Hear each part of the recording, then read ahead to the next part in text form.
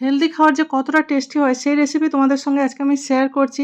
তো সামনে পুজো, তো ফিট থাকার জন্য অবশ্যই হেলদি খেতে হবে। তো আজকের রেসিপি হচ্ছে চিজ অমলেট আর অ্যাভোকাডো স্যান্ডউইচ। অ্যাভোকাডো স্যান্ডউইচ তোমরা অনেকেই পছন্দ করো না। আমি যেভাবে বানাচ্ছি সেভাবে একবার বানিয়ে খেয়ে দেখো, জাস্ট অসাধারণ লাগে। তো প্রথমে যখন অ্যাভোকাডোটা কিনবে, সে কেনার সময় তোমাকে দেখে নিতে হবে অ্যাভোকাডোটা পেকেছে না কাঁচা আছে।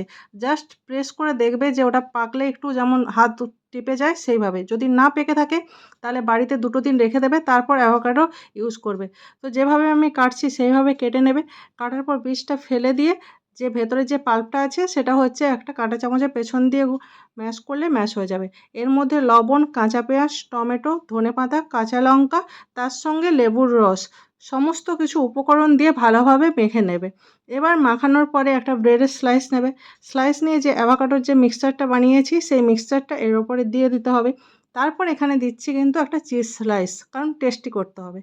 এবার হচ্ছে কিছুটা পরিমাণ অরিগানো আর চিলি ফ্লেক্স উপর থেকে দিয়ে আবারও একটা ব্রেড দিলাম।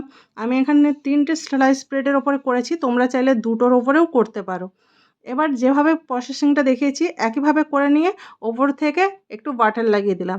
এবার যেহেতু চিজ অমলেট বানাবো, চিজ অমলেটের জন্য এখানে আমি 2টো ডিম ফাটিয়ে নিচ্ছি, তার সঙ্গে লবণ দিয়ে 2টো ডিম ফেটিয়ে নিলাম। এবার চলো রান্নাতে যাওয়া যাক। ফ্রাইং প্যানের মধ্যে বাটার দেবো, বাটার দিয়ে যে ব্রেডটা বানিয়ে রেখেছিলাম সেই ব্রেডটা এখানে টোস্ট করে নেবো। ব্রেডটা ক্রিস্পিও হয়ে যাবে আর ভেতরে চিজ মেল্ট হবে। এই অবস্থা পর্যন্ত কিন্তু ব্রেডটা ভালোভাবে সেঁকে নেবে। তারপর দেখো ভেতরটা কতটা টেস্টি আর ইয়ামি লাগছে। অ্যাভোকাডো স্যান্ডউইচ যে এতটা টেস্টি হয় এইভাবে একবার বানিয়ে খেয়ে দেখবে। নেক্সট হচ্ছে চিজ অমলেট।